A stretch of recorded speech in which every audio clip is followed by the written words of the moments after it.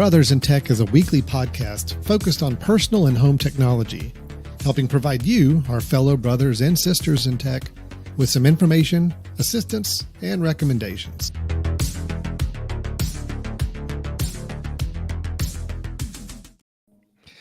Hello, everyone, and welcome to Brothers in Tech here on the Mesh.tv. This is our weekly podcast where Brian and I get together and talk technology. As the title Brothers in Tech probably perfectly named title probably cues you up for. Brian, how you doing? Good, Alan. How are you? I'm good. My brother on the other coast of the country. This is our one time a week we actually get together and talk, and we just spend it talking about technology. We don't ask about each other's families or spouses.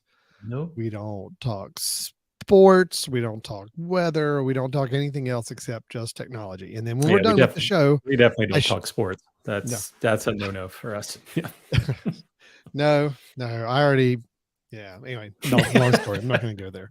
And once the recording's done, I hit the end button and it's like, see ya, we're out. See you next week. And that's kind of our deal. That's the way it works. And we're happy with it, right? And you all get to enjoy that process with us. Yeah. So here we go. We open it to the world. Yeah. Today on Brothers in Tech, we are going to be talking about artificial intelligence. No, we're not. That's not talking about Brian. We're going to be talking about computer-based intelligence. We're going to be talking about, and AI has been around for a long time, but why are we making an episode about it now? Well, it's been a little more in the news lately. We're going to explain kind of why, some new services, some new sites and software that's being available to the public that we're going to have some fun with. We're going to show you what you can do with these things, but also we'll kind of end with a little conversation about, is this good for society, or is this something we need to be worried about before we get too deep into it? So we got a nice conversation about AI, artificial intelligence, coming up in just a little bit. But Brian, before we do, just checking in, since this is our 1 hour to talk each week.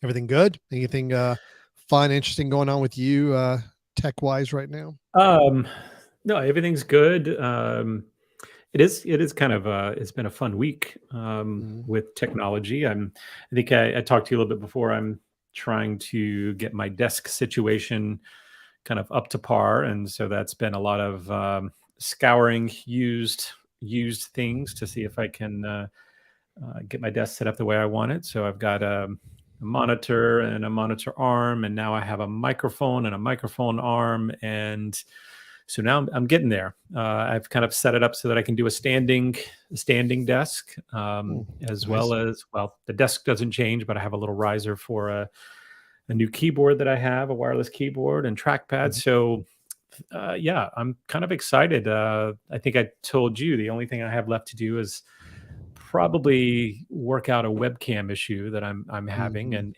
I'm trying my best not to have to ask you about it, because I don't want you to solve it for me. I'm here. I am here and available whenever you need me, Brian. Just drop me a note. Let me know. I'll help you out.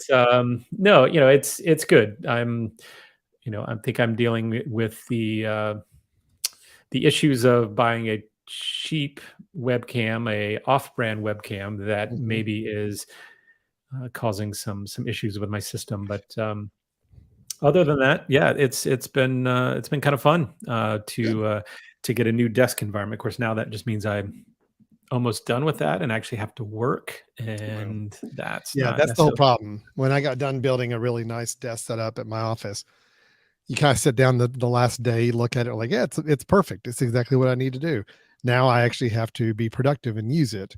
Right. So I'm thinking about maybe changing it up again and just starting over. Keep a cycle of starting over, take pictures of it, and then move along and break it down. People ask you, hey, Brian, how's that project going? You say, well, I'll work on it, but I'm kind of in the middle of it's continuous renovation setup here. It's like Legos, right? I'll make something and then break it all up and make something different. So that'll just keep me in a constant action. So good. How about you? Is there anything I can help you with technology wise? So there may be, and I'm just going to pose a little question for you. Well, I'm going to put you to the test. Now I'm excited. Okay. So you know me, I'm Mr. Fitness. I have always preached fitness. I'm sorry. I'm sorry. I think I think the audio has a problem. Oh, did you say This is, I'm fitness always or did preaching. you just I am okay. always preaching fitness. I mean, Brian, between the two of us, I mean, I've been the one all about exercise and fitness. Yes, I know you got a whatever, a doctorate in exercise science, kinesiology, whatever. But I've been kind of the one in the family that's been really keen on keeping myself fit and healthy. Yeah, taking care of the temple. The last Right. 4 days. So, in all seriousness, I did set up a home gym down in my basement. Very excited and happy with that. Making use of some a slat of concrete in an unfinished basement, and just trying to find some use for it. So it became a little mini home gym, which has been great.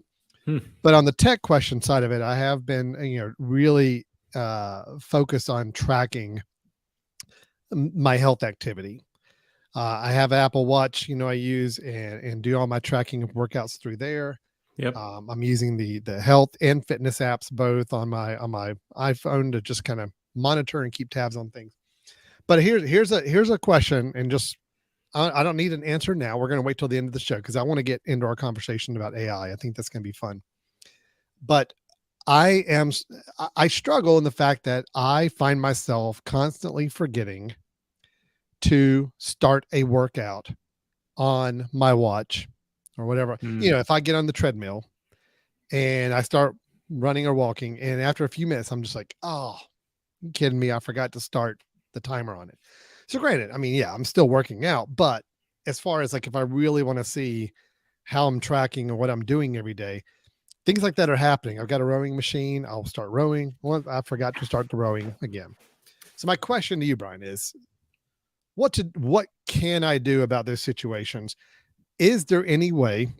Question one is there any way for a smart device to track what it is you're doing without you having to go in and log a workout and telling your watch or phone, I'm walking right now, or I'm rowing, or I'm doing some free weights, or whatever it may be? That's a kind of a big, broad question. I'm curious if there's ways or hacks or anything to do with that to make it more automatic, where I don't have to go in and manually tell it what I'm doing. Second thing is, if I did want to go back and edit or fix or modify any of my workout data, I've tried doing that, and I screwed up some things majorly by doing that, to the point where it had me at one day by accident where I had exercised for 700 minutes straight, which I'll tell you, that did not happen. It was more like 7. It was no more than 500. It really, Right. It was, So 500. that's my 2-part question. A, is there any trick, tool, way that to have workouts automatically start happening based on what machine you're on, based on what you're doing? Or two, if there's not, what is the cleanest, easiest way to go in and manually set those so you've got a good track history of what you really have done and not miss a whole day because you forgot to time stuff? Nice. Well, I will ponder that. Okay. I will allow my artificial intelligence to process that, and we'll talk about it at the end. So perfect. I'm very happy to hear that you've got a home gym set up. Of course, I'm wondering if it's going to be like my desk, and you'll now redo your home setup so that you don't have to actually work out. Yeah. There was that moment. Like, there was that moment when I finished putting the last piece in, and I'm like, I kind of sit down. I'm like, oh, now I got to exercise. Crap. So, great. I don't have any excuse anymore. Yeah. There's always excuses. No worries. We'll cover that maybe late in the show if we have time, or we'll table it for next week as a follow-up. But let's get into our main conversation, Brian. I'm excited about this. Yeah. We are talking artificial intelligence, AI. I mean, I think, I think everybody pretty much knows what the general concept of artificial intelligence is, but it's where you have a computer or a computer controlled device that has software built into it that lets it think intelligently, approximating a human mind. It's where it can actually make decisions. It can make take various input and things that are fed to it and use it to make a choice, make a decision, take an action without having to be prompted, Right now we sit at a keyboard. If I want my computer to do something, I hit a key or click a mouse button and it tells it to do it. Artificial intelligence is saying, you don't need to click a button. You don't need to tell me. I am able to get the information I need through some sources and use it to advance and move forward. Fair enough. Is that Yeah, I think so. I mean, there's so many different levels of this. As you can imagine, I mean, artificial intelligence has been around a long time, but the intelligence level of that artificial intelligence was fairly introductory, right? And so as you said, Alan, we most of what we do at a computer is, I want this to happen, so therefore I'm going to do this action, and that's what's happened, because either I've told it to do that, I've told it that's what I want to do whenever I press this key or when I make this particular movement, or the computer is set up to do that and I know that, so I'm operating it like a machine, right? Okay. Yeah. But the difference being, there is really no creativity happening from the machine side. And I think that's important. Hold on, let me turn that heater off. It's going to probably drive me nuts. But there's really no creativity happening. I think creativity is the piece here, the big piece, right? Is that we tell our computer to do something, and of course, let's take maybe 20 years ago of the computer. We tell our computer to do something, and it does what we ask it to do. And if we told it something in mistake, it will do the mistake. Yeah. Whereas artificial intelligence is now saying, hey, you know what? I'm starting to learn over time that when you do something, that really what you meant was this, and it's making that correction for us. So we didn't tell it to do that. It's starting to learn some of the mistakes. It's starting to learn that if I take this plus this plus this, I can actually make something new that no one told me to get, but I'm coming up with a new idea. And so I think the idea of creativity, which is what we've always thought in the past, in history, we've always thought that's what made humans somewhat unique, is that we don't just process and spit things out and spit things out. We actually have creativity, right? We try to look for new ideas and new things. And so now we imagine that we've trained our computers to be able to make some of those new ideas. Alan, Shane is listening in and said autocorrect is a great example of basic AI. That's perfect, right? It is. Yeah. Yeah. I made the wrong input, and it now knows that wrong input really was meant to be something else. So it goes ahead and does the correction for me, not me asking the correction like a typewriter. Right. Typewriter, I made the mistake and it can correct, but only when I tell it to correct. Now it's starting to do it for me. And that is absolutely a great example of kind of the first step in this thing, where it's starting to make decisions and creativity happen based on its knowledge of previous things. And that's what makes us, I mean, I teach a course in motor learning. And what we talk about is, how do you learn motor skills? Well, the first thing I say that the first day of class is, I'll tell students, you'll hear me say this over and over, you cannot learn without feedback. And so feedback means, if I do something, I need to get information back as to whether that was right or wrong. If I don't get that information back, I never learn, right? So if I throw a ball and I don't know where the ball went, I don't know what it felt like, I don't know anything about it, it goes into a black hole. What I don't know to make any changes, so I didn't learn anything. Well, AI is all about its learning constantly now, right? So we've set it up not just to take information and do whatever it's asked to do, like ones and zeros. It's actually learned about these brain connections that we have and is starting to approximate those by saying, hey, listen, you did this, but you know what? I think it's going to be better if we do this, and take you in a different direction. So there's some super exciting things about this, which I know we're going to talk about in a minute, some examples, but it is a big deal. It's a big deal for our future. And I know, Alan, our listenership, what we suggest is, we are the home technology people, the people that kind of the home and retail and kind of user-friendly sorts of things. Everyone needs to learn about this. You don't necessarily need to code. You don't need to necessarily understand exactly what's happening in the background, but you need to understand what's happening, because it is, in another 5 years, well, probably another 5 months, it's going to be huge. I was going to say, so years, nothing. This is months. Well, the reason we're bringing this up, and Brian's background on it was great. The reason AI has been around for quite a while, people, we've been developing various forms of AI and enhancing AI for years now. Where it's kind of coming a little bit more, I mean, Brian, I think it's always been in built into products we've bought. It's always been kind of growing and developing through different services and platforms we use and so forth. This is what we're going to talk about today. Is I think where it's kind of opening the doors to the general public and saying, hey, let's let you take a role in developing using AI for some purpose. And it's a very well, let's just get into it. Let's talk about some of the examples of things that are kind of, and granted, these things are in the news right now. You probably have maybe even heard news articles about these services because there is some controversy with them that we'll definitely talk about a little bit later in the episode. But let's talk about two services in particular. There's a lot of AI driven services online.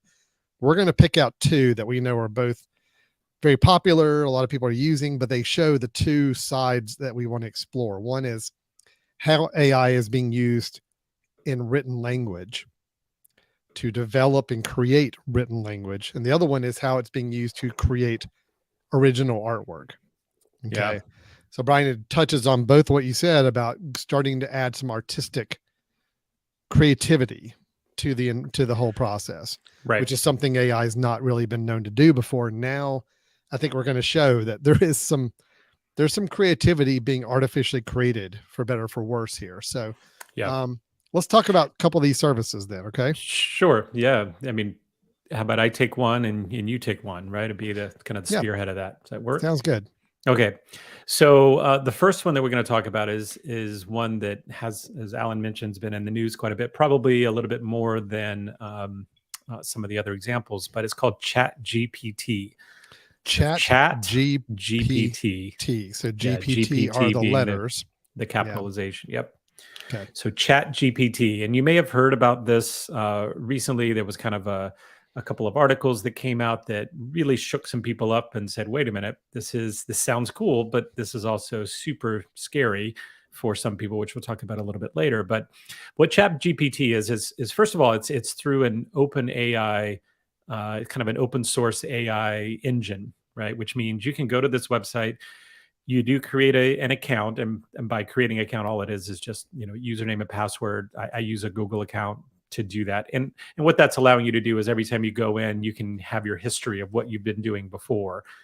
So that's kind of nice, right? You can go in. It is a free service. It's free. Yeah. There's no pay. There's no subscription as of yet. I do think that's probably the next round of this, is that kind of people starting to charge a little bit more for even these services, but it's called Chat GPT. And so basically what this is a word creation artificial intelligence, meaning you give it prompts and it will create literature. It will create language for you to try to fill in whatever you're prompting it to do. Okay.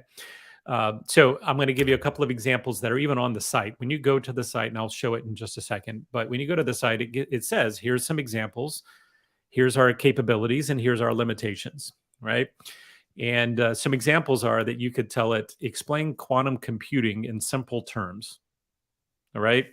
So you tell it that, and what it's going to do, there is not a person back behind this that's typing this out, right? It's not going and looking for a physicist and saying, hey, what do you have?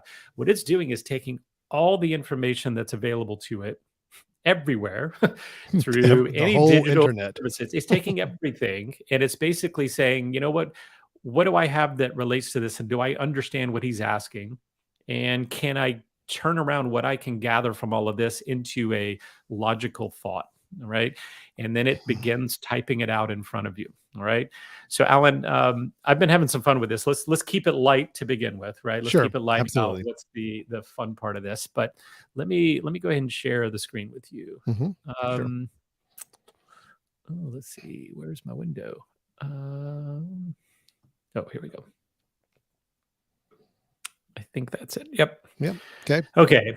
All right. So this is This is the front You are page on of the Chat ChatGPT. GPT website, which is Correct. located on openai.com is the OpenAR.com. website, Yep. and you look for Chat GPT. Chat GPT is the text-based artificial intelligence tool we're going to demonstrate for you.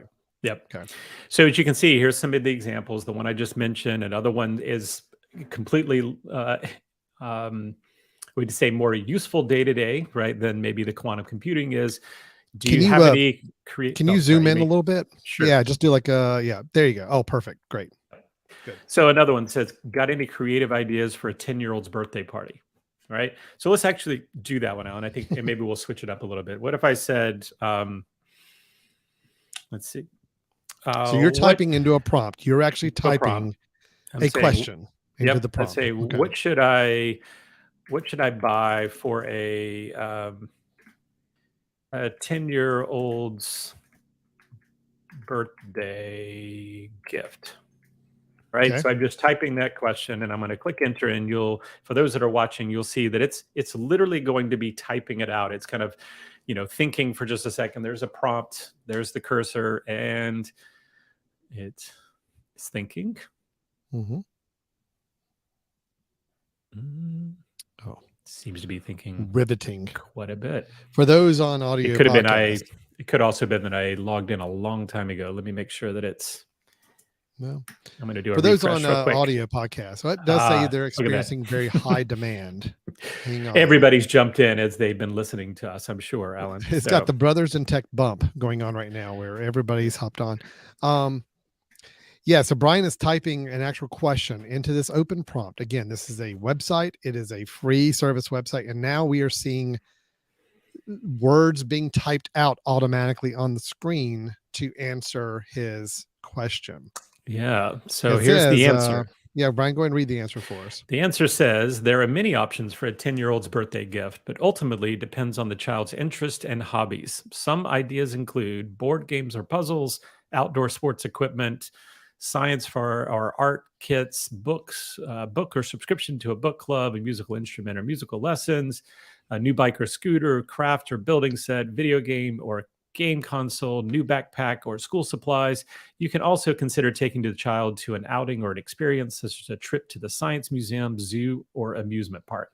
Okay. Now, Alan, here's let me really quickly. Here's the interesting part about this. And so, people may be looking at this going, of course, I mean, I can do that on a Google search, right? And there's going to be a page that pops up. Let me type well, actually, I'm going to type the exact same thing. Okay.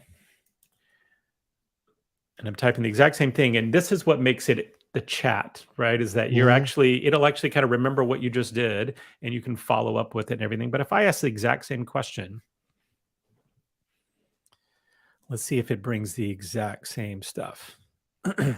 No, it is bringing up different things. It is different. Yeah. So now it says some gift ideas. Could be an activity or craft kit, such as jewelry making, blah, blah, blah.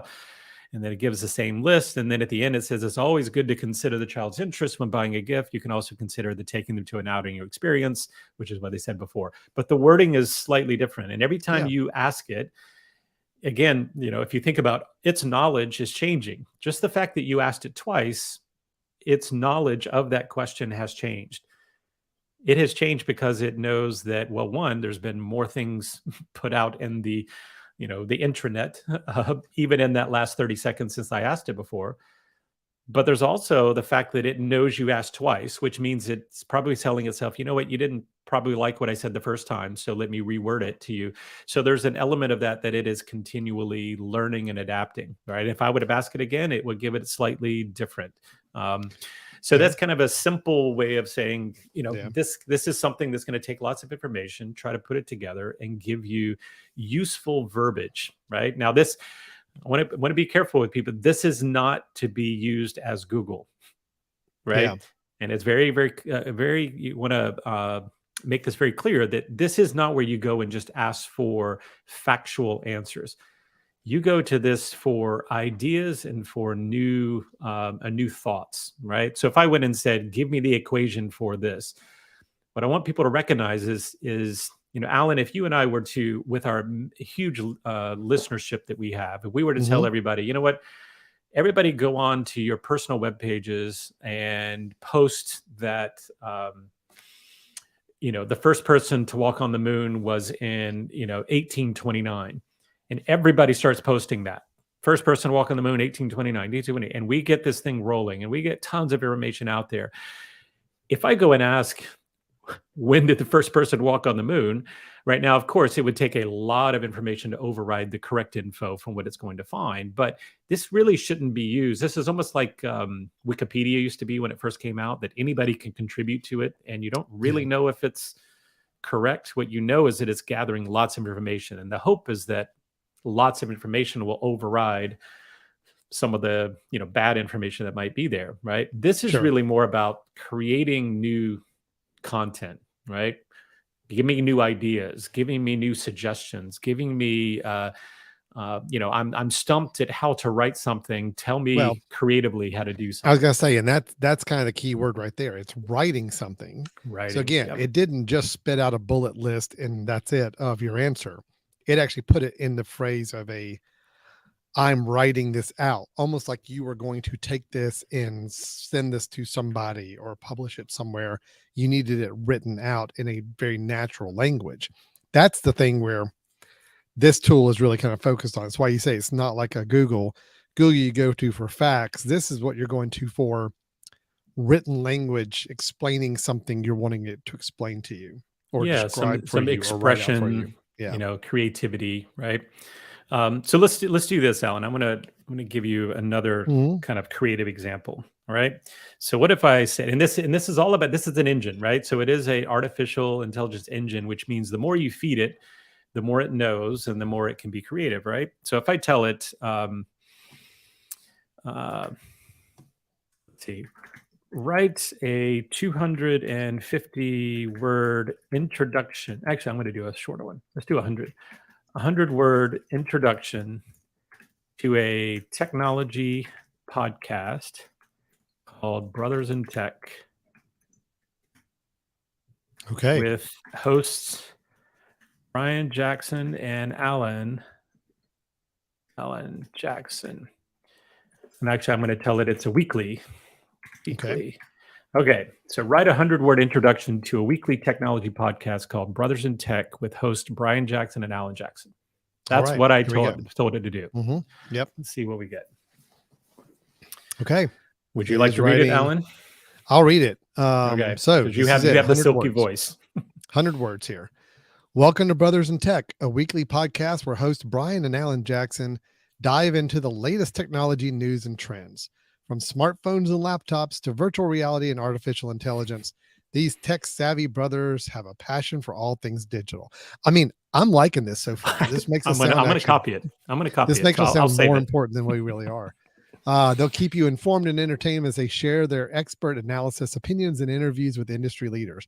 Not so much that part. Okay, we'll cut that part. The podcast is perfect for tech enthusiasts, early adopters, and anyone who wants to stay ahead of the curve. Join Brian and Alan each week as they explore the most exciting developments in the world of technology and what it means for you. Tune in and subscribe now to Brothers in Tech, the ultimate source for all things tech. That is 100 words.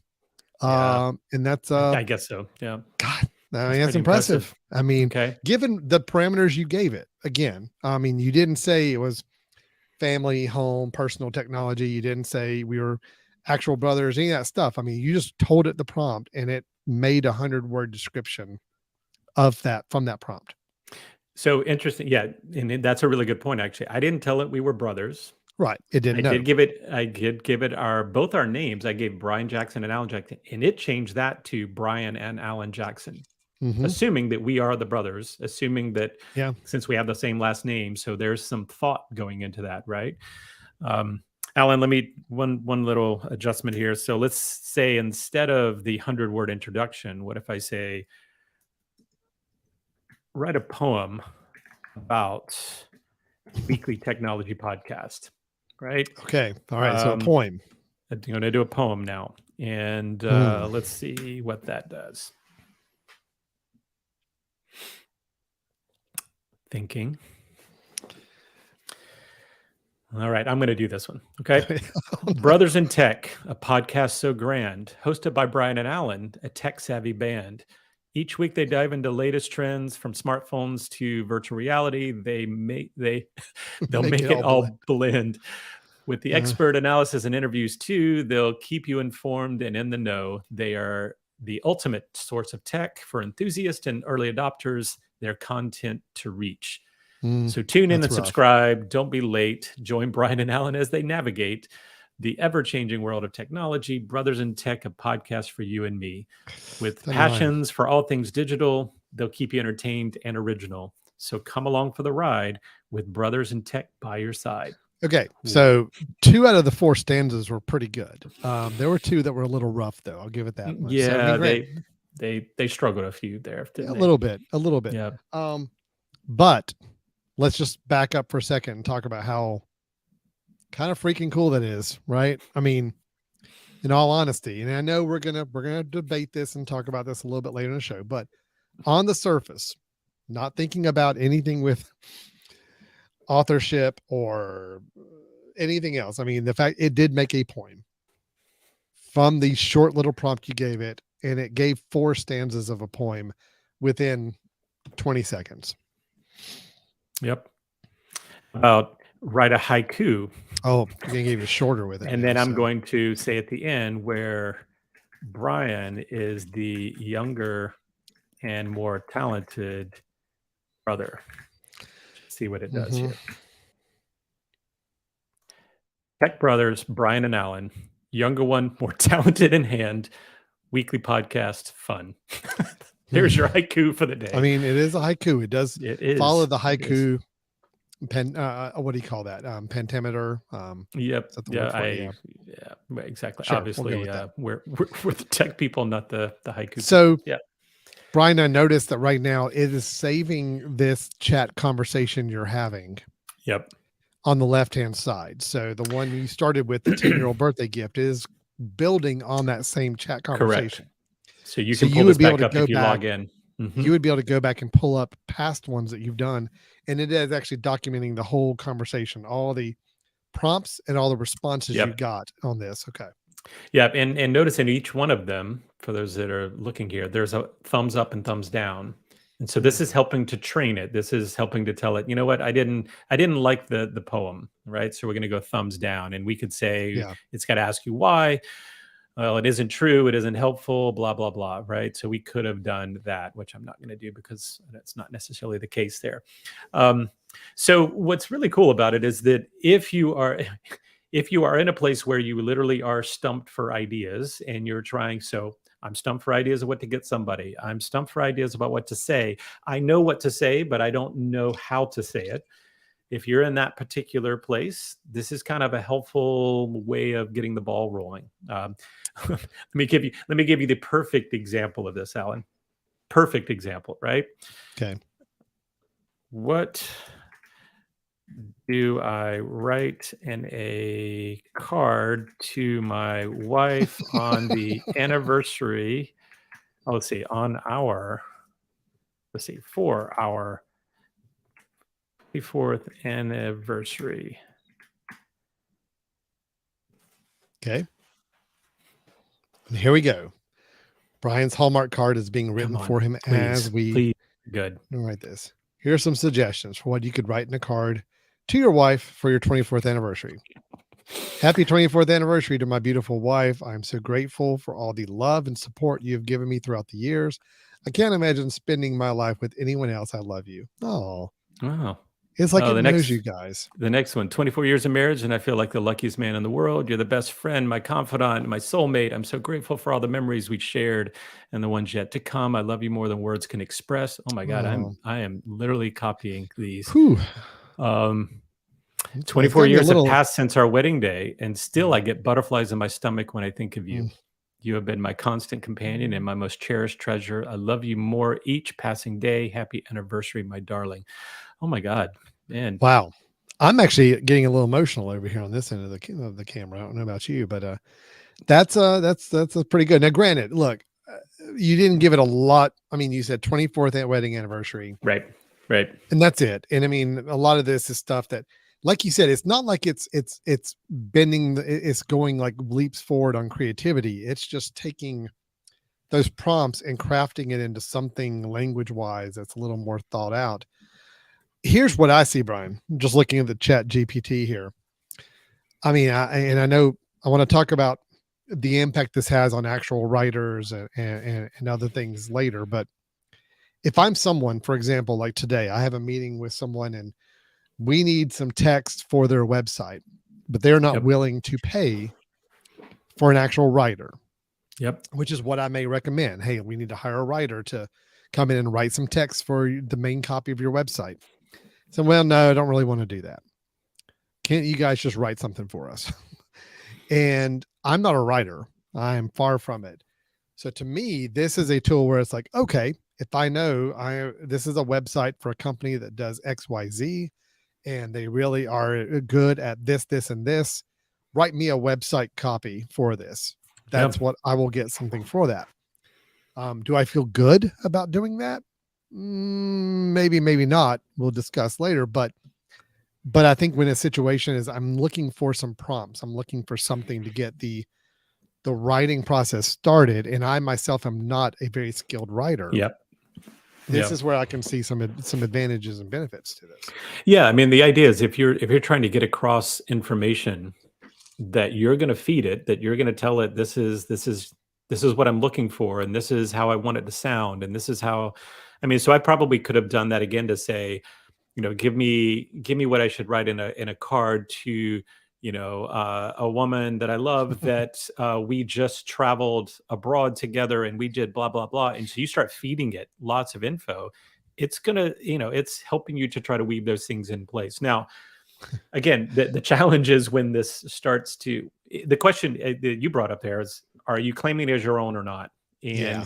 And so if I'm feeding it a lot of stuff and this is open source, it technically is a version of my own, but we're going to get into that, I think, a little bit later. I do have to bring up Shane Flint's comment for your greeting cards. It's like it hacked Hallmark, which yes, exactly. It hacked into the Hallmark greeting card servers and said, oh, I'm just going to pull some lines straight from that. So it's perfect. Yep. So Brian, I will tell you just before we move on to the other tool we want to talk about, unless you had another fun example to share with us. No, well, I've got a bunch, but I think we probably need to move on. I mean, I've had some fun with this. I did write in several versions of our intro. I think a 250-word intro that was really good for our podcast. I saved it so we can talk about it later. I had another prompt that I put and said, write a poem about two brothers, where the one is younger, smarter, better looking, and just cooler.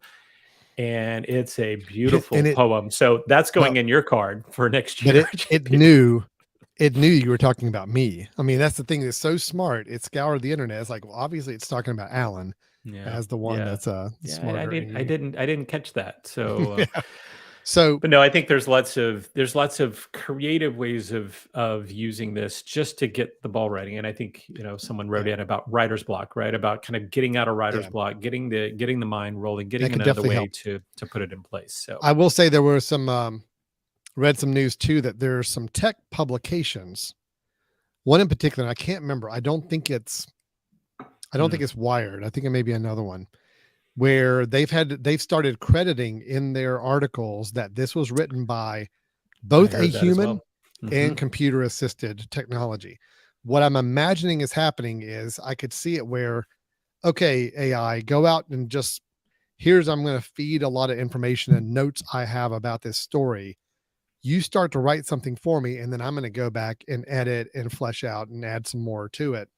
So it becomes a cooperative thing where somebody is needing it to kind of maybe take all the notes and ideas you have and organize it into a thoughtful written response that you can then go in and add and embellish and edit as you see necessary. So I have no doubts that I could type in right now, write a 500-word story about the dangers of AI as of January 25th, 2023. And I bet you if I did that, it would give a very thoughtful, here's the challenges regarding AI and all of that. That's what it's doing, right? And that's going to, I think, prompt us to our concerns that we'll bring up in just a little bit. Well, and just to kind of go ahead and feed those concerns leading into it, I just want everybody to think about before we move on to the next tool. Think about higher education, or think about any education, students. Think about plagiarism. Think about some things that are going to be some concerns and issues with this. Okay. Yep. So let's flip over, Brian. We've talked about the words and language and dialogue. Let's talk. Let's flip over and talk about the visual side of creativity in Medium. So on that same OpenAI website, they also have a service that is called DALL-E, just like Salvador Dali, but it's spelled DALL-E or .E. So DALL-E. So this works very, very similar to how the Chat GPT does. This is also a free service. It just requires a login and password. I signed up for an account the other day. Within minutes, I got sent a password back, and I'm off and running. They do have a pricing model for this. So before anybody goes in and thinks they can start using this unlimited, when you get a free account, it does give you credits, like 50 credits, meaning 50 pictures you can automatically generate in this service. So I've only used one out of this account. So just be aware, this is not something that you could just go in and start making tons of artistic photos for yourself and never have to pay anything. There is a limit you'll have to tap at some point. Chat GPT, not a paid service, but the images do have some money behind it. But DALL-E is meant to do the same thing that you were just showing with Chat GPT, except it is going to create images based on the description that you've given it. Now I'm scrolling down here, Brian, and I'm showing you examples. These are all pieces of art that were generated by DALL-E based on prompts people entered. And you can see what the different prompts are. So here's this prompt: 3D render of a cute tropical fish in an aquarium on a dark blue background with digital art. And that's what we get. Okay. An armchair in the shape of an avocado. And there it is. Armchair in the shape of an avocado. So you can start to get the idea of what they mean when they talk about description. So really, when you log into this service, it is truly I'm just going to start typing in a description of what I want to see in a photograph. So, or a picture. So let's say I want a computer rendered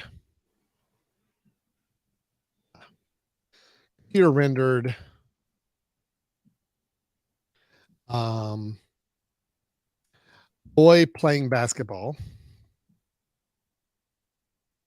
with yellow shoes and oversized sunglasses. Okay, just random. Yep. Let's see what happens now. So at this point, I'm going to be using one of my 50 credits for this account, and I hit generate, and it is taking some time. That is not the image it's generating. That is a little placeholder to give you a little tip. You see there's a progress bar showing you where it's going. And okay, so here are my images. I have this image. I have this one, which is a little more old school animated, computer animated, but still meets what I asked for. There's another one. And there's one. So it gave me 4: yellow shoes, oversized sunglasses, playing basketball. Now, I can save any of these I want to. And technically speaking, they're available to use. I could put this on a website. I could put this on a brochure. I have generated this art.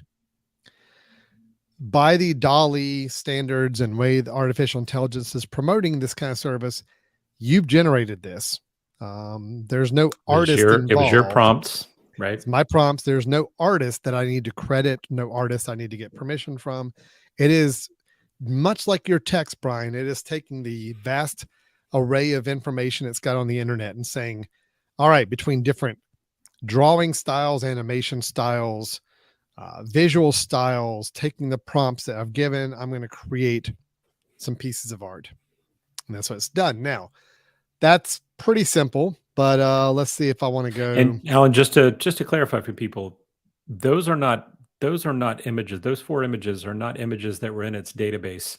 Oh, no, they were created. It created those images. Now, it may have taken lots of pieces from other images. So some parts of that, maybe the jaw of something came from one piece and all of it. It's possible it's putting all that, but it's also generating by creating, right? It is actually creating that information. So Yeah, it's not just this coming from a database or coming from a library of images, like searching Google Images, right? This is actually creating something new, technically. Okay, I'm taking now an impressionist painting of a lighthouse overlooking stormy skies. Right? See what it does with this. All right. It is, again, it's about 20 seconds it takes to do each of these, it looks like, on average, that you generate. And okay. Here are my impressionist paintings. Not the best quality in the world, but I mean, it's still what I asked it to do. There's one that's very, very, very painting style. Yep. Yeah. There's one that's pretty wild. Okay. Yeah, especially if you were to tell it, draw it in the style of a 10-year-old that's learning to paint or something, right? All right. A painting of a lighthouse overlooking stormy skies in the style of a young child learning to paint. Okay. Yeah. Try this. And we'll see what we get. Now, again, these images it's creating, I could click the download button and say, okay, that's it. I've got it. I'm going to use this somewhere. All right. So that's, that looks like a young child would have done it. And it's a lighthouse overlooking stormy skies. Yeah. Now that took it a little further and saying, a little more literal, right? A little more literal. All right. There's one that's also looks like a child might have done an impressionist painting. And there's another one. That's not bad. Not bad. Now with those, I noticed there's two buttons there. There's the download button, and then there's also a flag button. Is that kind of a save? Yeah, I think you can flag it, or no, you're reporting it as, wow, this image is not at all what matches my description, or it has sensitive or biased content. Yeah. So you can flag it and say, hey, don't show me this, or learn from this AI and make sure you don't generate this kind of thing again. Yeah. Now, we've done paintings, but I mean, there is ways to do photograph. A photo of a group of people having a party on a farm. Okay. Let's see what we have with this. I've seen some interesting photos get generated by this. Yeah, the photos are interesting. I have some examples of that as well. Here we go. Okay. First off, the faces are odd. Weird. A little distorted, a little odd looking there. Yeah, his eye is problematic there, but and what was the guy in the back doing? I don't know what. Yeah, I don't know what's going on there either. Person was doing. Yeah. You got some people here that are, I mean, it's from a distance, it looks okay. You get close up, there are some artifacts and issues. That one is also a very kind of odd shape to it, but I mean, the general intent's pretty close. I mean, it is people having a party on a farm.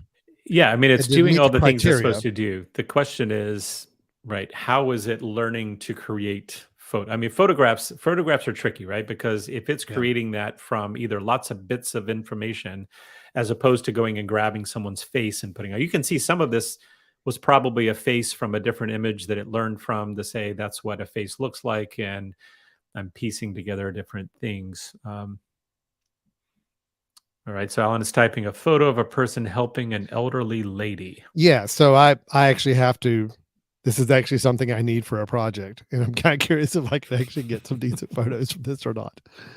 And we'll see what we get. Okay, and that's kind of what I've expected.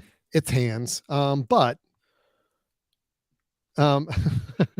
so this is where I think photos are interesting compared to drawings or artistic renderings. Yeah, the fingers are odd. You will notice the pinky finger of the elderly lady actually has two thumbnails on one of each hand, one going one direction and one going the other. Yeah. That one also looks like the two hands are kind of merged into one another. That one, okay, that one's not bad. Yep. That looks okay. And that one looks okay. That looks all right. The reason I want to bring it up is hands seem to be the thing that they say right now AI is having the most trouble with. There have been so many photos people have put up online that have been generated by DALL-E or other AI generators where the people have 6 fingers. It's like a lot of them. Well, when you don't have limits, right? If you don't tell it, Alan, if you Yeah. don't tell it, give me 5 fingers on this one, I know. then what are you expecting? It wants better. 6 is better than 5, right? Yeah. So AI is learning. So a lot of people have been going online and putting up really like bizarre photos of now taking their own photos, which Brian, I know you have done. That's another thing this service does is taking your own existing photo. You have an upload button, so you could actually upload a photo Yep. and then have it distort or change or edit that photo in some way based on the detail you want to give it. So Brian, do you have something you want to show for that? Yeah, yeah. I can show an example here. Okay. So what I did, and the first time I jumped on DALL-E is I take photographs, and I said, well, I'm going to drop in some of my photographs and just see what it does with them. If I just say, here's my photo, either enhance it or change it or whatever, right? So this is an example of a photo that I took, and that's all I did is drop it in. I dropped it in and upload, didn't tell it anything. I just said, generate. And these were the options that it gave me. And I'm going to try to scroll so you can see these a little better. So here are the options that it gave me. So this was the original. You can see here. And then notice that it did something to it, right? It kind of inverted or switched around by the way, the image for those who are listening is of a haystack rock. So it's a rock that's out on the Oregon coast, and you see the sky above it. It was nighttime, so it was the stars everywhere, and you can see reflection with the water. So the version it gave me, or another version it gave me, was the rock turned the other direction. It cleaned up kind of some of the reflection to make it smoother. It actually added the moon, or even maybe the sun. I don't know what it's trying to do there. If I keep scrolling over, you can see, Alan, it did some other variations of it, maybe some sea spray on it. It gave me one where the sun or the moon is right above it. It gave me one where the sun or moon is to the right. So those were just ideas that it said, well, here's adjustments we want to do. And you can tell there's a lot of things that it just added in there. And this last one, you can see it looks like even waves are breaking out close to the rock, which was kind of cool that it did that. Let me show you another one. This is another picture of mine that I threw in and just said, okay, generate something new. And I want you to pay attention for those that are watching online here. I've got one bird, and this is called shorebird. So there's, I don't know, 8, 9 birds that are on the shore right next to the water, and there is a dock behind it that is blurred out. And one bird is in focus. The others are, a little bit blurred out with some background. So I threw that in there, and take a look what it did. So here's my original on the left, and then all of a sudden it kind of changed. I don't even know what the background is. I don't know what it basically took away the dock, and it added some other random kind of dock that's not even in the same place. It tweaked the birds a little bit and made them all look in the same direction. Right. Here's another one that flipped the image so that the shore is facing the other way and the birds are doing, and again, completely different dock, but the same hillside in the background. Here's another one, which I don't know what's happening with that bird's head. And he's also kind of in the water where he was not before. Exactly. So, yeah. It moved the bird over. This last one, kind of another kind of version of it where it kind of looks like it computer generated some of the birds standing in a different way. So what's interesting there is that it's taking elements of the picture and then swapping some out to say, well, what about this? What about this? And kind of giving you different variations. So you got to wonder what the background code to that is, right? What is it been told is good to do? Okay, flip the image, change the background, tweak the background. Well, Brian, let me ask you too. Did you give it any descriptor at all? Like no. When you upload, you just said, do something with this. I just upload the image and then said, go. And that's it. Now, so here's what I'm going to do, just as a last little fun example. Then we need to dissect these things a little bit. Yep. Unless you had some others to show. Did you have some Well, others? I did think you might want to see this real quick. I did type in an image that said, show me images of a podcast called Brothers in Tech. Mm-hmm. Okay. And so I got 4 examples here. And they were all old, and I don't know why they're old. Obviously, you can see with all the tech, and I'm assuming that it's picking up from online what's going on. But there's I would say 4 different nationalities of children and of brothers. They all have technology in their hands, very similar to maybe what our it's actually really close to our logo. Our like logo, right? Using. So you got to wonder if that's kind of feeding into it. I did tell it, if you use the I think it was is it the mobile version? I can't remember what I was on, but I said, no, I didn't like that. Do it again. And then I ended up getting some completely different ones, which also looked a little interesting, kind of a different style that it took, more of a realistic style. I like the one on the far right. I like the last one with the 2 brothers kind of facing opposite on the laptops. That's actually pretty cool. It's kind of cool, and a little bit of a funky painting version. So the idea is that it's, it is taking literally what you put into it, piecing together all of these things, and trying to make the best estimate as to what's, what you're wanting. Right. So Alan, you show us your last one there. Yeah, let's show one thing. I'm actually going to do this live here. So I actually want to upload my own photo. Oh, okay. God. Yeah. So this is a photo of me. I am uploading. I am telling DALL-E, I'm giving it this photo. And DALL-E does want squared images, right? I realize that. I don't want to edit the image. Oh, I lost it. Let me do it again. So I am navigating right now to choose an image. I know you guys can't see that, but okay. And I'm going to crop. Generate variations. Yep. There you go. That's what I did. Right. I think that was my. So this is me doing this with an actual portrait photo, which I'm kind of curious what it's going to do. Now I'm curious if once I've done this, I can go and edit the description and give it more definition or not. I think so. Yeah. Up top. Oh. Okay. That's one. Yeah. That's not you. That's not me either. It's trying to get me from another angle, but that's not how I look. That's not me. I mean, it's getting the idea. Now there's some double eyes on that guy. So, okay. Yep. There you go. Try to tweak it somehow. So, but will it do it for this photo? I think so. I don't know. It looks like it says. Oh, I don't know. It's generating something new. Maybe. Yeah. Well, you can tell it to redo. I think that's what I did last time, either to maybe you go back and then say, so maybe it's going to do it again. I don't know what I just did. Let's see. I think it's going to redo it. I have seen people get really nice, like painted versions of their photos. I mean, like there's one in kind of a painted style that has close to me. Not quite. There are pieces there. I don't know.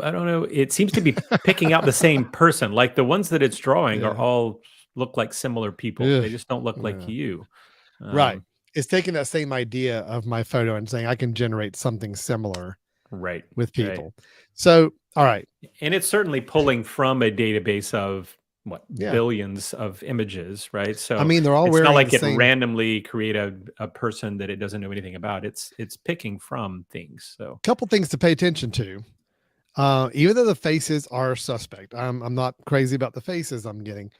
I am wearing a blue shirt in my original photo, and this has got 4 different blue shirts. Yeah. Yep. Okay. That all look natural. They all look like real things.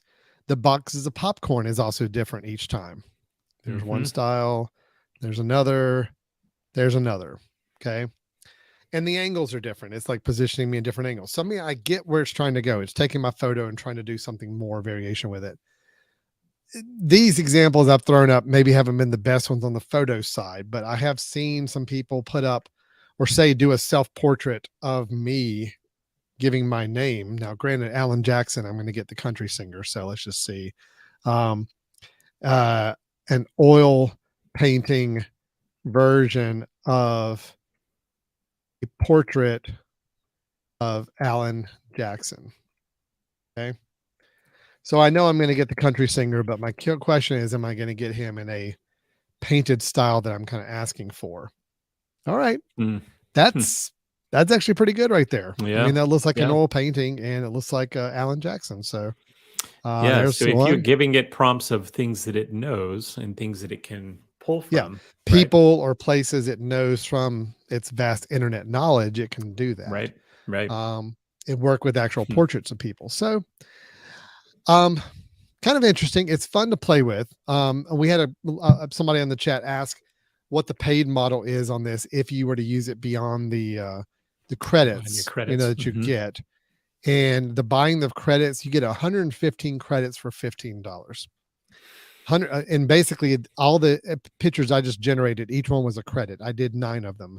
I've used 9 out of my 50 credits. So they're basically at $15 for 115 credits. That's about 10 cents a credit. Is that right? No. Yeah. About 10 cents a credit. Yeah. Mm-hmm. Maybe a little bit more, 10 to 20 cents a credit, somewhere in that neighborhood. Yeah. So Alan, what would be what do you think would be the creative or the effective uses of this image generator? So, I mean, give me an example of someone that would go, so, oh, you know what, this would be helpful, because we saw that the portraits and the images and the photos are not the greatest, right? It's not what you want to publish some of those, but I think, if you were looking and needing something, you weren't really wanting to go into a stock image library to find a photo or drawing or image to put into something you're designing or a piece you're doing. Right here, I said picture of a child riding a bicycle. And other than the face still looking a little odd. Yeah, I'd almost want to just tell it not to have photographic, right? But to have cartoon there's one that's a versions close or up. something. Look, there's a close up of a child riding a bike that looks great. It looks like a nice stock photo that you could see somewhere. Although I don't know what's going on up there. I don't either. I wasn't going to point it out, but something weird's going on with that. And then, of course, I got some like animated drawings where if you were like a cartoon version, I think it could probably do a little better. I think if you're looking if you need to generate something for a piece, newsletter, personal blog website, and you have a pretty simple photo need, it's good to do it. I could see definitely Brian taking existing photos and turning them into more painted or artistic styles. Could be something you could do on this a lot easier. Yeah, like create a painted style of this picture, right? Or something like that. Right. But I do think, keep in mind the idea of photos. If you keep saying photo, I think photographs, right? But I think if you say pictures, I want an image. I want an image of this. I want a design of a cartoon version of a bike wheel or something like that, where you actually get not things with super weird faces. Now, that's a good question. Can you just look at this one here? Okay, so they're turned away, right? So can you tell it without the face? Can you just say, give me an image of a child riding a bicycle without seeing their face? Yeah. Let's just see if that works. Faces are problematic, so we can try to see if we can get away from not using their face. So I typed an image of a child riding a bicycle without seeing their face, and now I have okay. Yeah. Mm-hmm. Oh, that's good. That's a good one. That's pretty good. Yep. Yeah, and that one. So I think it's a little weird, but I think part of it is, just like when Google came out, or Google search engine came out, it took time for people to recognize, like, how do I write my search to get exactly what I want? Yeah. And I think this is the same thing, that if you start to learn the language and start to learn, okay, if I say without this or add this or make it in this style or do it this way, then I think you can start to work towards what you're trying to get. So, well, look, but I mean, it's interesting. You asked the actual applications for it. Honestly, I think it's just funny. I think that's the biggest thing with it now. I think it's just kind of funny to go in and, I mean, you can get pretty bizarre and random. If I said I wanted to see an image of Yoda from Star Wars, Mm-hmm. um, Thanks for riding clarifying that, as a opposed to the other red Yodas. dragon,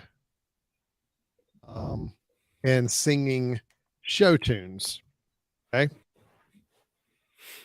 And you just kind of start to have fun with it. Then I think, it's worth having fun with. I'm struggling still because I think, the faces and some of the choices it's making are a little tricky. I would have a hard time using this for a real commercial application yet. But I mean, look, here's his impersonate Yoda on a dragon singing show tunes. That's a pretty good one right there. Okay, that is exactly what I asked for. That one not so much. And yeah, that one's okay as well. So Brian, on Chat GPT, the text side, I see so many applications. DALL-E, I'm still struggling a little bit for good practical applications, but I think it's more than anything, it's the promise of what it's doing is intriguing. Yeah. I'll leave it at that. Not to use up your credits, but do one more thing for me. Just do something like, generate a logo for a podcast called Brothers in Tech. Okay. Logo for a podcast called Brothers in Tech. Because I'm wondering with things like logos, if you ask it for a logo, if it's going to be much more, just creative, use of shapes, that sort of thing, as opposed to trying to do photographs, right? Which might be beneficial. Yeah. And if nothing else, if this can give you some ideas. Right. Well, we have the brooches. The brooches. I don't know how it got that from Brothers in Tech. I don't know either. Yeah. The bro, this is Throns. Yeah, that text. I mean, the image is kind of interesting, but the text is. But that's also what I've noticed, because I tried this before and I was amazed with the random text that it ends up giving you. Yeah. But again, it's not a text generator, right? This is an image generator. But if you say, give me the foundation for that, or give me the technology. Let's just try a logo for a technology podcast. I just want to see if it can create a simple logo that isn't relying on a lot of text. Yeah. Let's just see.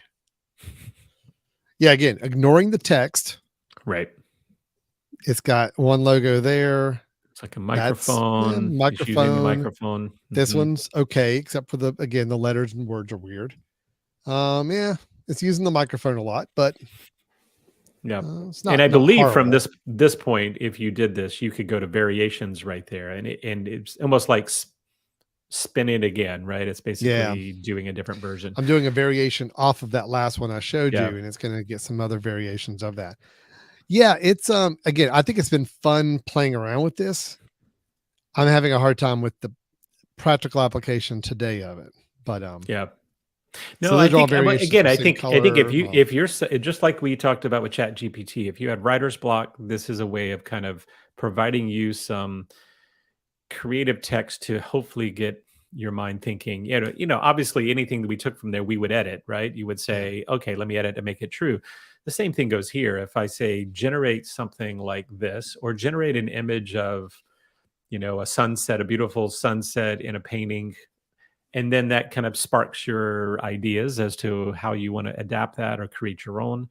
I think there's potentially some benefits, but now, so we've talked about benefits, Alan. We've talked about positive things. I'm kind of itching to spend at least a few minutes at the end here about the dark side of all of this. Let's do that, because I do think we're having fun with it. I think we were kind of impressed with the writing on Chat GPT.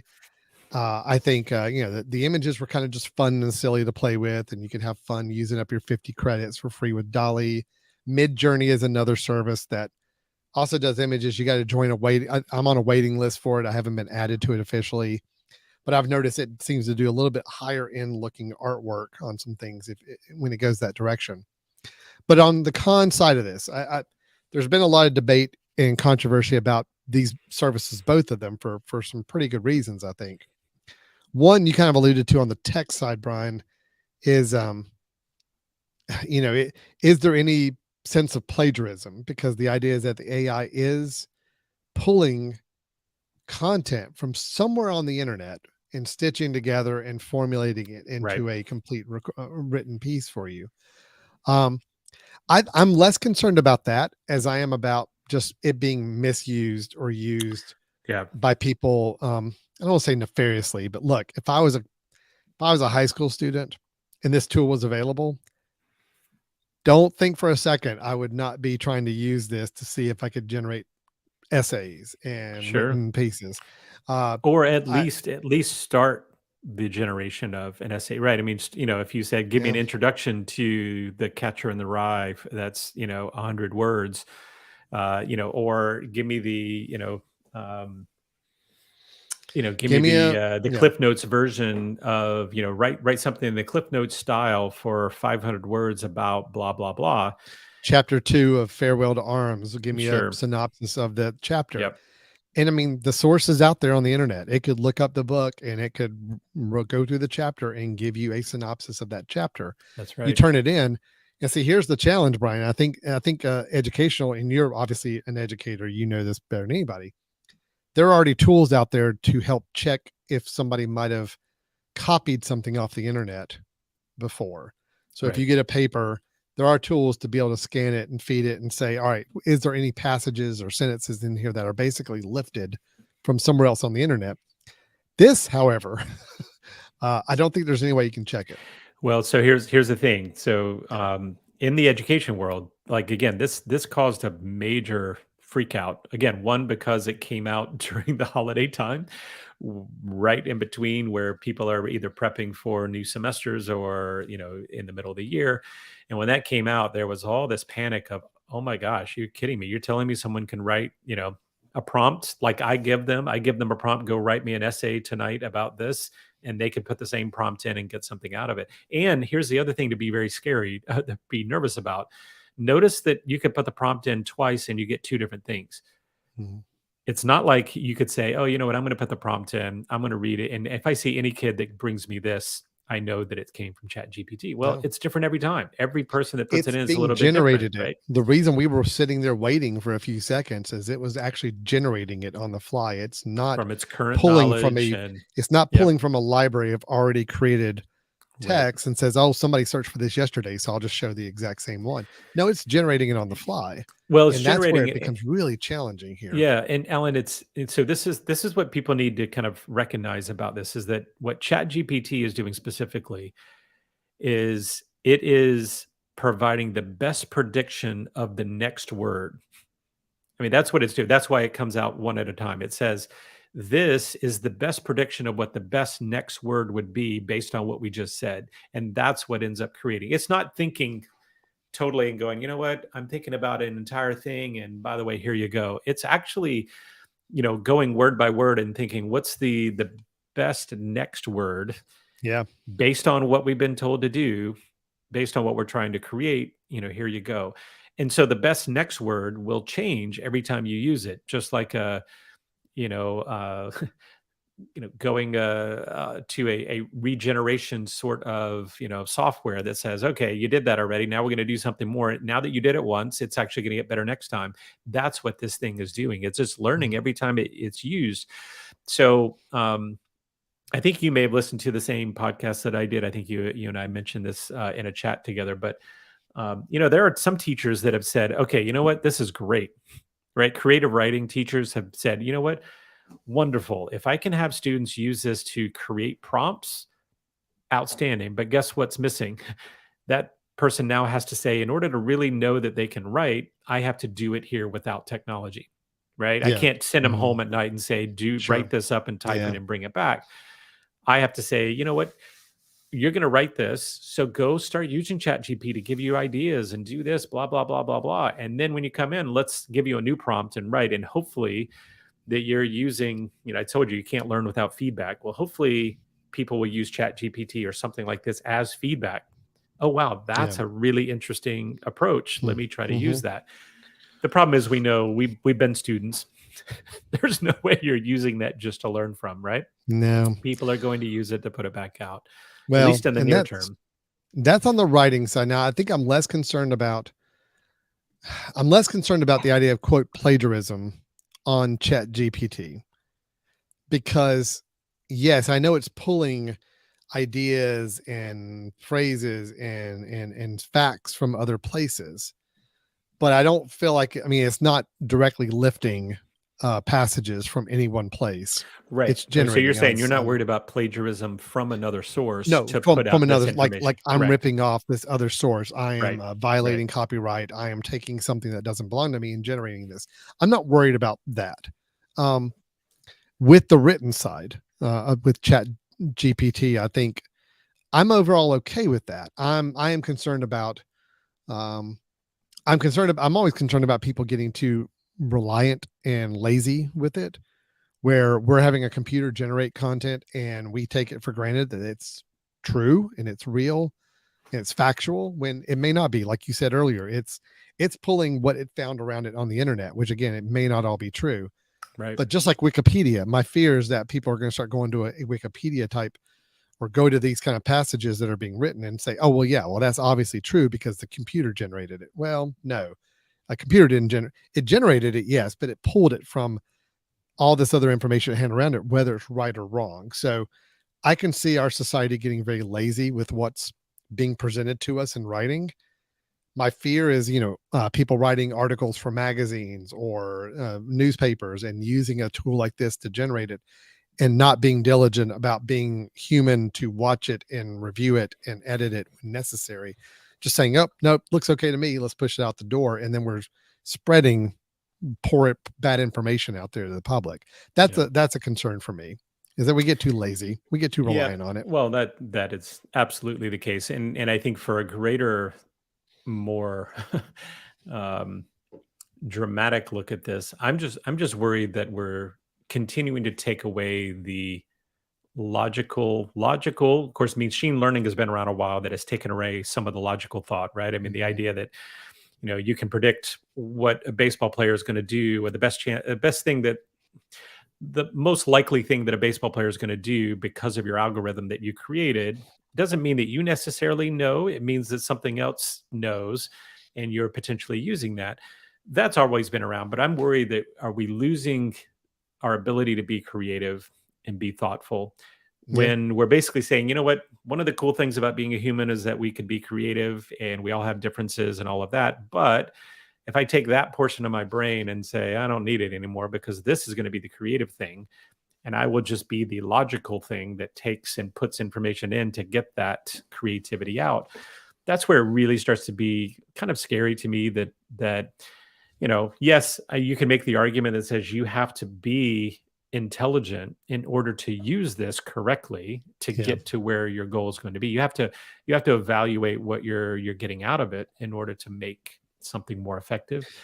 But it's also that it's an issue that if I don't know what I'm doing, and I'm turning around and taking that as fact and I'm spitting it out to someone else, you're right. We're doing exactly what we've seen happen in media and all of that. And we're just taking things as fact and rolling them out and forgetting our ability to think. So to counter a little bit, and you alluded to this as well, there is one of the arguments people have had about in favor of this technology, and saying that they see this as just as much of a creative and artistic process, creating this, using these bots, these AI bots to do it, is, like you said, there is a quote art in creating the right prompts and right details and knowing exactly how to make the system work to help you get that desired result. That is an argument people online are saying about why they feel like this is just as valuable, especially on the picture side, on the DALL-E side, why they should be viewed as artists just as much as anybody who's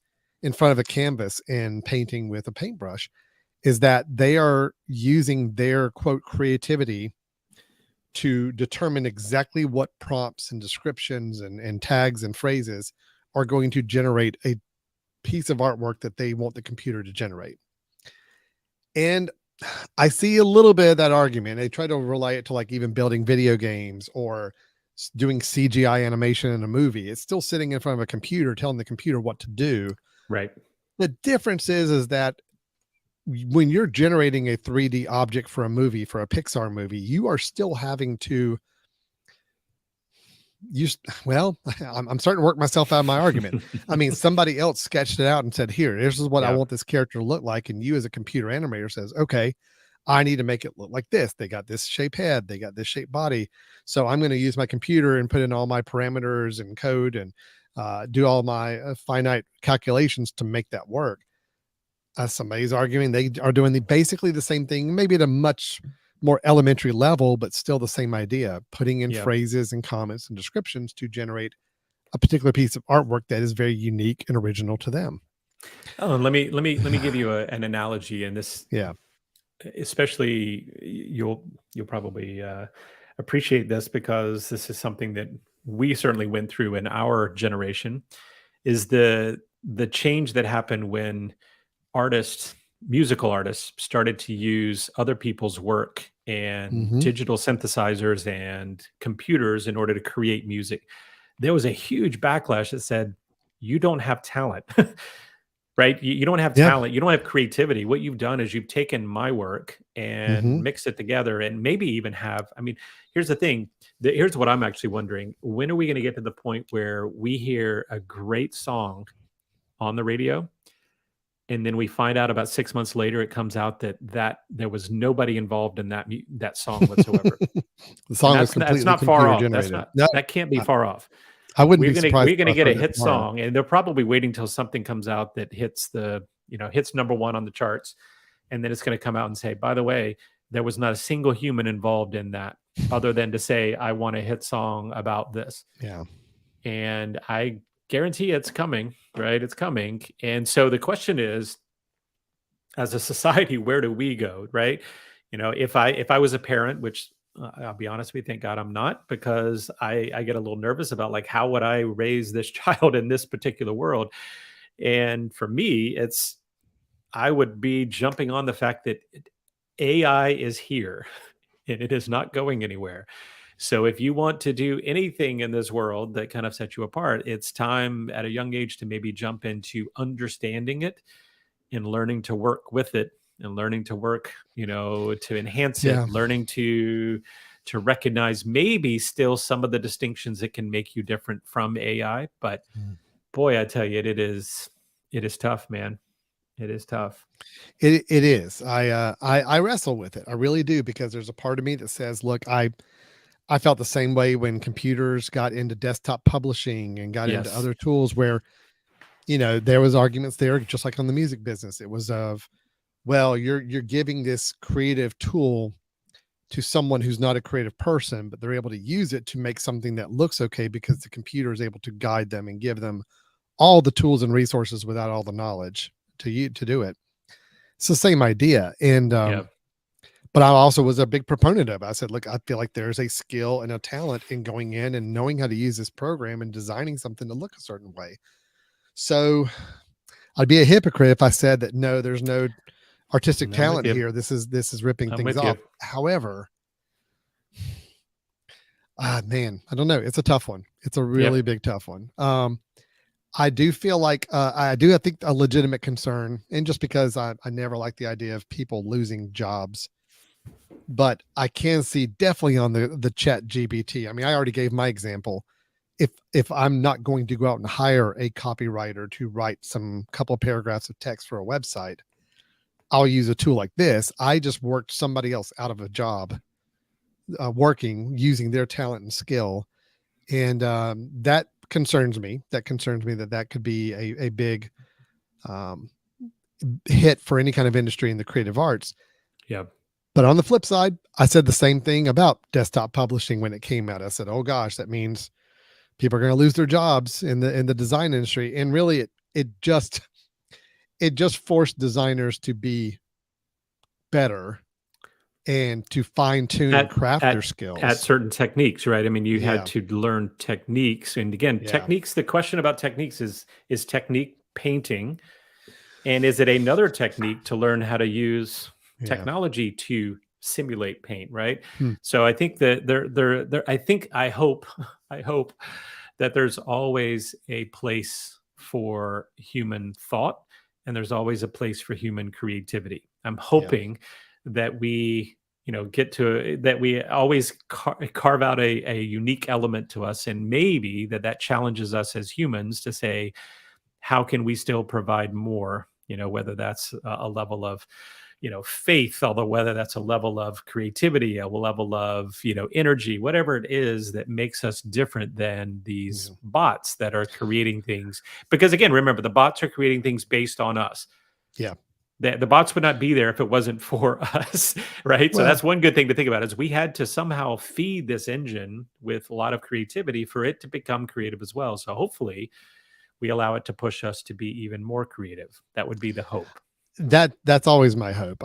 Same situation with video production, when Apple rolled out these great simple tools like iMovie and other things to generate your own home video movies, and giving you templates and things that you can just drop your video pieces into. And all of a sudden, people in the video industry are getting worried, saying, well, does that mean that we're going to lose work?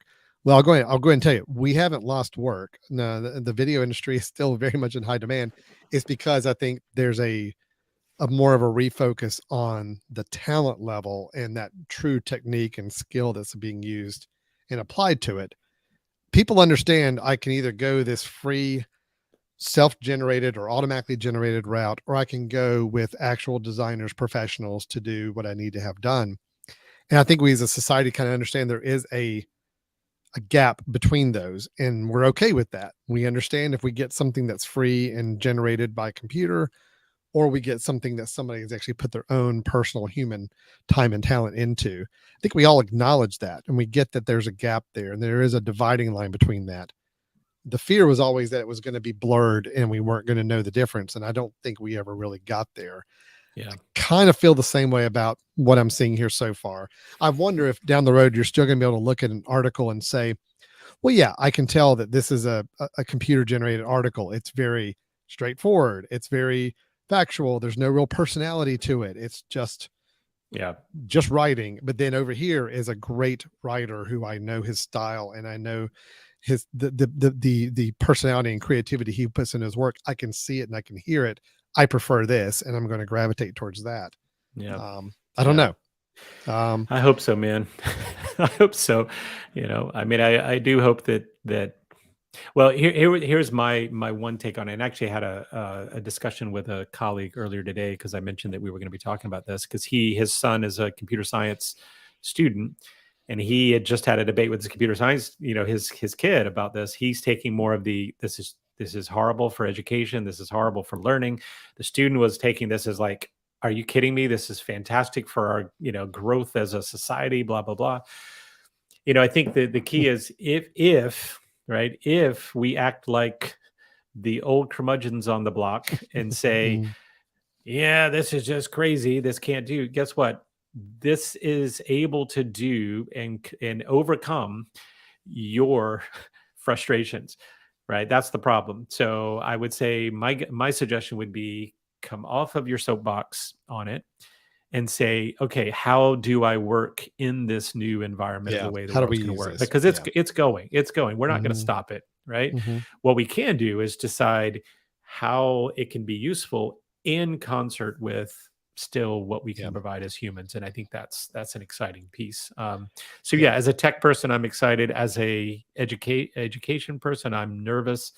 As a human, I am personally very happy I'm not going into the workforce as a young person right now, because I don't know what the future is going to be, and making decisions now on my education is tough. But anyway, so well said. Well, that's just a beautiful positive note to kind of wrap up on. No, I mean, in a way it kind of is. I mean, I'll go ahead and tell you, I'm already planning in the next week or so. I'm getting my team at work together to say, hey, I want everybody to understand a tool that's out there, and if we do have to generate writing for somebody that is not willing to go and pay for a creative writer or freelance writer, and we are asked to write this stuff, and none of us feel like we are seasoned writers, this is a tool we can now use, at least as a starting point, to generate some ideas of what we could put on this.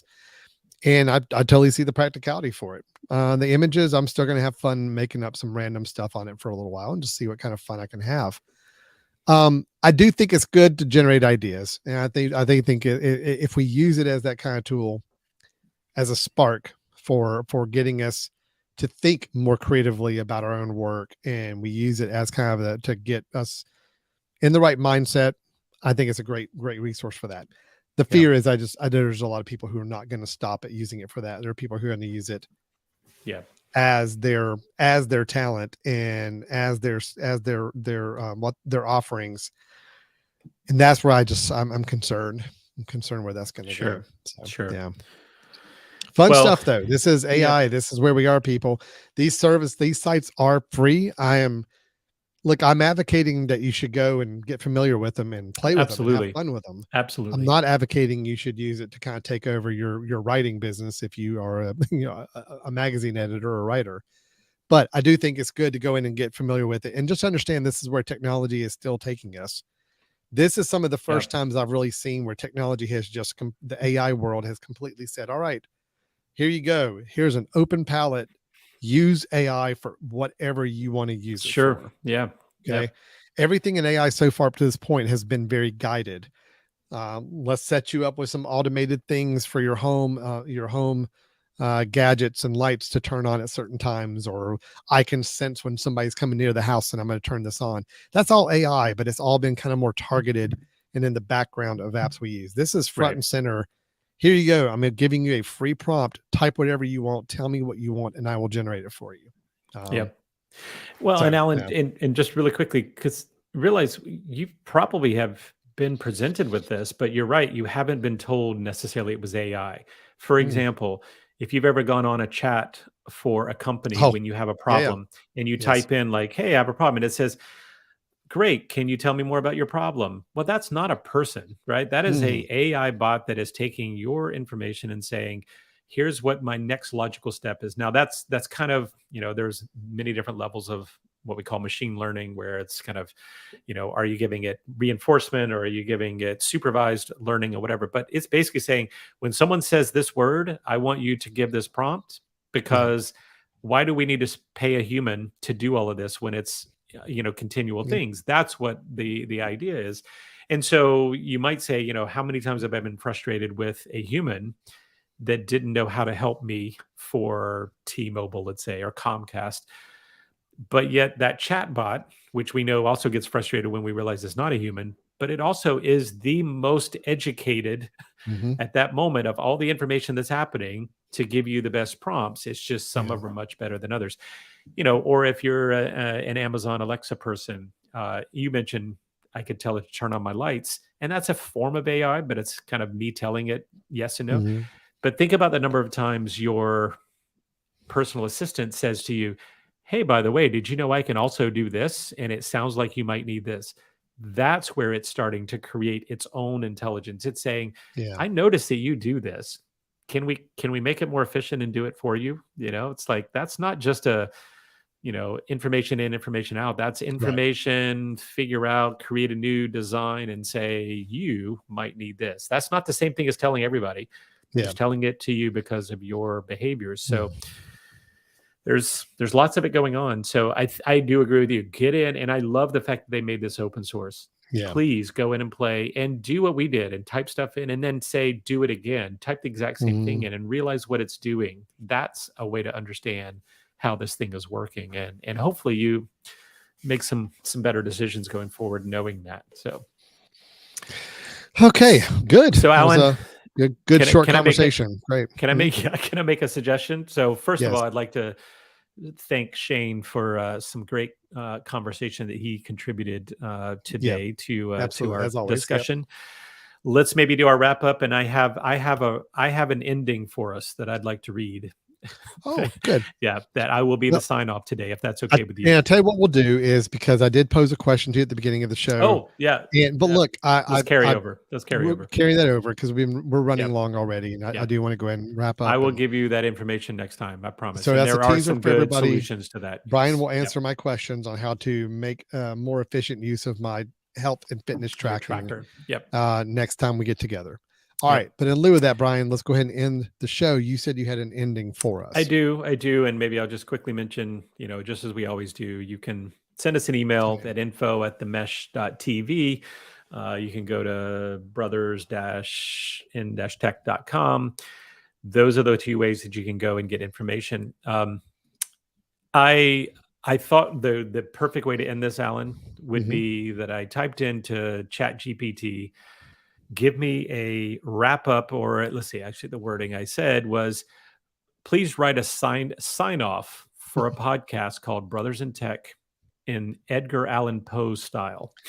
Oh, okay. So here we go. A little dark. We've been dark at the end here, so let's finish up with a dark finish. Okay. Yep. So let me just get a little closer to the microphone here. Hold on. I'm going to give you full screen treatment. Please do. Please do. Because I feel like nope, wrong one. Nope, that's the wrong one. There we go. Okay. I'm giving you the whole platform here. So, ladies and gentlemen, let me wrap up by saying, and so, dear listeners, as the curtain falls on yet another episode of Brothers in Tech, we bid you adieu until our next call, when we once again will explore the world of tech. But fear not, for we shall return with insides dark and tales to tale of algorithms and bits that churn and gadgets new that ring and dwell. So keep your ears attuned and stay a while, for Brothers in Tech shall never tire to delve into the world of technology with a smile and inspire and inform and, most importantly, admire. Farewell, dear friends, until our next meeting in the realm of technology where the future is fleeting. Brothers in Tech. Wow. And again, the only prompt you gave it is a wrap up to a podcast episode called Brothers in Tech. Write a sign off for a podcast called Brothers in Tech in Edgar Allan Poe's style. That's pretty good. It's pretty good. We meant to keep that. I want that to be the sign off you read every episode now. Oh, I'd be happy to. Yeah, I'd be happy to. All right. Very nice. Right, Thank you, Mr. Poe. Thank you, Mr. Chat GPT, for our outro. And we will be back next week with some more technology discussions, home, family, personal technology, how you can use it, how you can get better with it, how you can share the knowledge about it to others. And as always, reach out to us if you got any ideas, thoughts, topics, or questions for us. We are happy to help. Thanks, everyone, for watching or listening, and we'll talk to you next time. Bye. AI, play the outro video. AI, play outro video.